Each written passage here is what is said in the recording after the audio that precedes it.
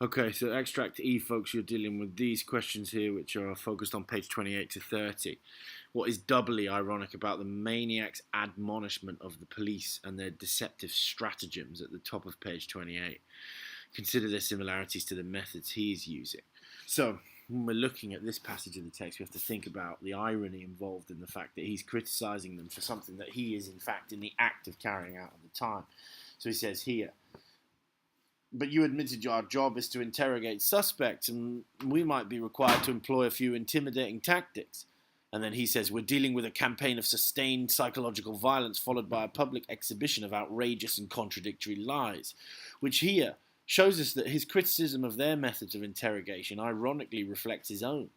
The truth in all of this seems lost in all of these exchanges. We've got the exposure of layers of fabrication being exposed through an act of deception. And so we look then and try and find truth, and it seems to be contained within layer upon layer of revision and fictionality. And then at the bottom of the page, Pisani says, maybe yes, with the first version, but the constable is referring to the second version. And the maniac says, what? And they fetch a file. The second version. What second version do you want? That one. No, that's the first version. Well, where's the second version? Here. All three give the file to the maniac. The second version, all three of them say.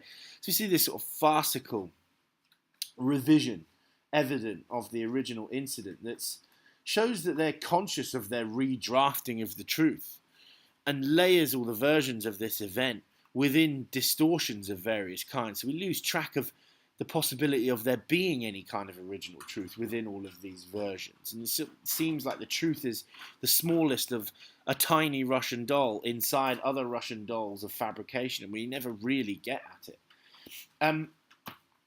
At the top, the maniac says, so there's been a rewriting of events, and the superintendent calls it, first of all, a slight correction. Well, we corrected the time of the original interrogation in which we employed the lies, deception strategy. The session ended at 8 instead of nearly midnight, as previously stated. And then the maniac bluntly states, you moved everything forward 4 hours. And so, in this part of the extract, we've got this sort of euphemistic, evasive language that the police are using here to describe what they've done, which contrasts with the sort of cold, hard logic that the maniac uses here to explain the sort of logic of the reality of what they've actually done. They've changed their story so that actually the moment in time is 4 hours earlier. And they said, we wanted to prove that our deceptions could not have been the determining factor in the maniac's suicide. So they've completely transformed the story here to prove that they didn't in some way function as the central cause of the anarchist suicide. And then they later try and say that he was serene. And then the maniac says, so why did he jump, eh? And they all look dumbfounded because they can't find any explanation that would explain why he'd committed suicide if they were supposedly serene. The fact that they're dumbfounded shows us that for the first time they're completely lost for words and that they've run out of lies. And that's where the maniac gets angry.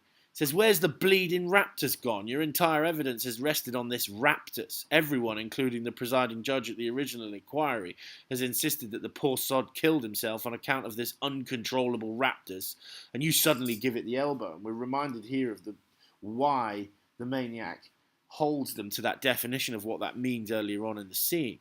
So it shifts back to direct anger and exposes the center of their stories based on a lie. Their whole testimony is based on a lie here. And then this is the moment where they feel a great sense of despair. So we have a complete transformation here. And this is where the maniac really takes center stage and controls proceedings. So from this moment on page 30, the maniac is in full control of what goes on.